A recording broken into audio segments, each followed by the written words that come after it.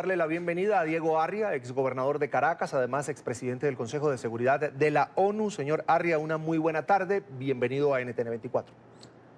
Muchas gracias, Carlos Eduardo.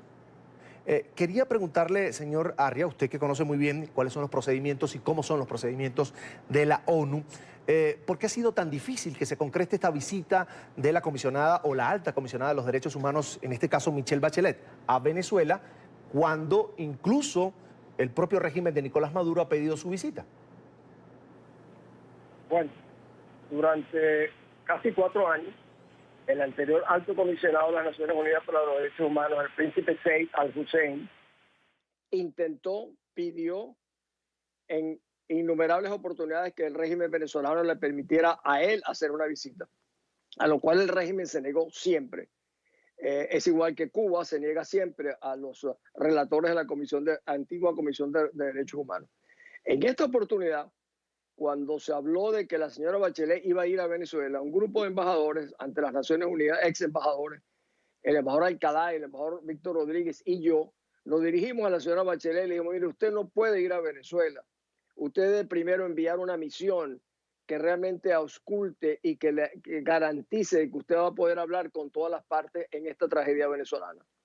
Ahora, la presidenta Bachelet o la expresidenta Bachelet ha dicho efectivamente que va a enviar una misión. Eso es lo que corresponde, porque de otra manera teníamos el temor de que la visita de la señora Bachelet fuera utilizada, Calabardo, por el régimen para que produjera un informe parcializado, como ha sido en muchas oportunidades el caso. Pero efectivamente, ella ya dijo hoy, sin embargo, ha dado unas declaraciones que a mí me han dejado alarmada, donde dice que las sanciones son las que han generado en gran parte las consecuencias económicas y sociales que está sufriendo mi país. Algo realmente imperdonable, yo te diría, y realmente hasta condenable por ser ella la comisionada de Derechos Humanos de las Naciones Unidas. Ahora, hablemos del trabajo de esta comisión técnica que llegará a Venezuela a partir del 10 de marzo. ¿Cuántas personas? ¿Qué harán? ¿Cuál es el procedimiento que aplica ONU cuando se trata de una visita como esta? Bueno, en este caso tendrían que tener libertad para ver a todas las partes. Es la primera vez que se va a hacer en Venezuela. Te repito, durante 20 años lo han impedido. Es el mismo caso, yo decía, de Cuba, de Irak, de Corea del Norte. Todos los países represivos, dictatoriales, utilizan la misma modalidad. En el caso venezolano tendrían que ver a todas las víctimas y no solamente relacionarse con el gobierno, y por tener la capacidad de, sin estar controlado por el régimen venezolano, visitar a todas las partes. Esa es la modalidad, Carlos Eduardo, no hay otra. Doctor Arria, hay quienes piensan, algunos analistas, además políticos, que el escenario de ONU no es el indicado para tratar la crisis de Venezuela, porque incluso el canciller del régimen ha conformado, de alguna manera, ha logrado el respaldo de más de 60 países que hacen vida allí en la ONU para, de alguna manera, buscar apoyo político para el régimen de Nicolás Maduro. ¿Usted cómo lo ve? Bueno, Eduardo, hay 193 países en las Naciones Unidas. Y yo estoy seguro que nosotros tendremos la mayoría de apoyo, a pesar de que, como conoce, las Naciones Unidas no se distingue precisamente por tener una mayoría de países que vivan bajo democracia, sino por lo contrario.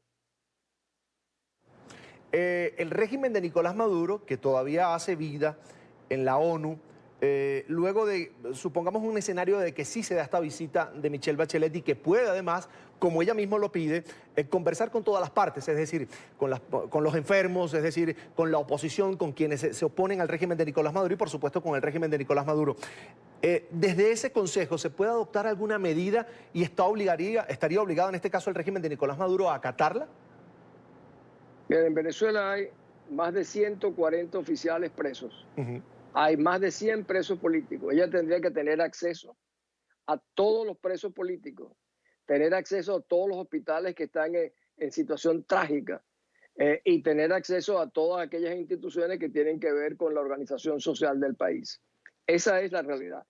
Yo dificulto mucho que esa misión pueda tener acceso a todos esos sitios que te estoy mencionando. Sobre todo el poder también hablar con los militares que están presos, que son más de 100, y otros militares que están retenidos en sus casas sin proceso de juicio. Y al mismo tiempo reunirse, por ejemplo, con organizaciones como el Foro Penal, que le siguen la pista a todos los torturados. O sea, es realmente un ejercicio que implica tiempo y apertura.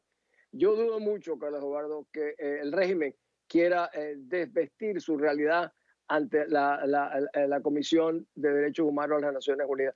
Por eso a mí en lo personal me ha preocupado mucho que si la misión no tiene la absoluta garantía de que se le va a dar toda la libertad, puede más bien acabar siendo un elemento hasta de complicidad, dándole más oxígeno a un régimen que está acabando con la vida de los venezolanos.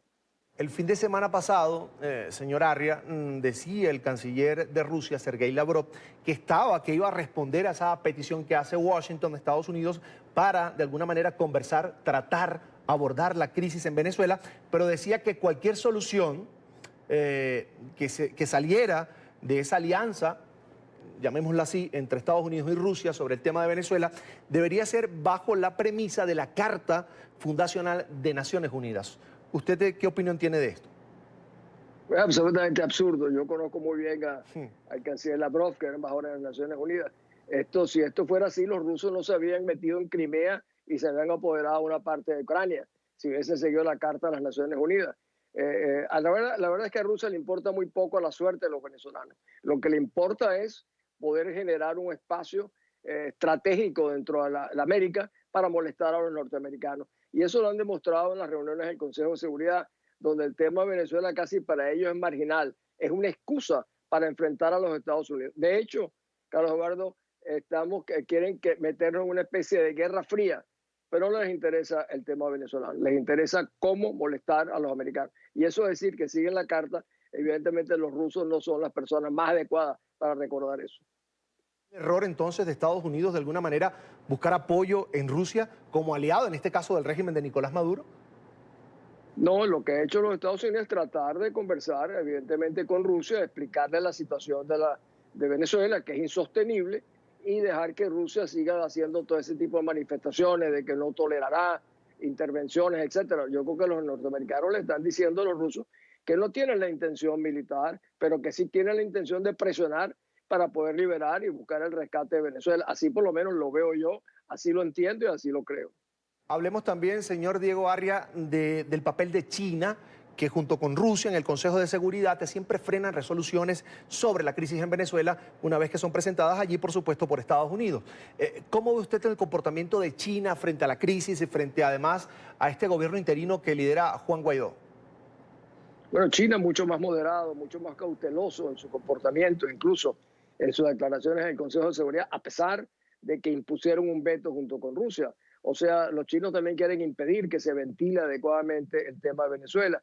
Ellos sí tienen intereses económicos reales muchísimo más importantes que Rusia, no solo porque son acreedores de 20, 30 o 40 mil millones de dólares, nunca lo hemos sabido exactamente, ni lo sabremos hasta tanto no rescatemos la libertad, son mucho más cuidadosos. Y, por supuesto, lo que les interesa es ver cómo preservan sus intereses.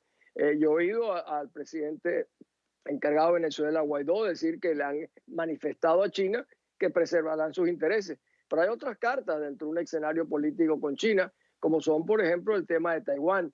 Venezuela eventualmente pudiera decir que le prefiere tener relaciones con Taiwán, como un país más amigable que China, que está impidiendo que se conozca la realidad de Venezuela en el mundo. ¿Y debe Juan Guaidó acercarse a Rusia y a China para también, de alguna manera, obligar al régimen de Nicolás Maduro a reconocer la Constitución, lo que manda la Constitución y, por supuesto, a este gobierno interino? Por supuesto, yo no estoy en posición de darle consejo al presidente Guaidó, pero me parecería que lo que tú estás señalando es muy razonable.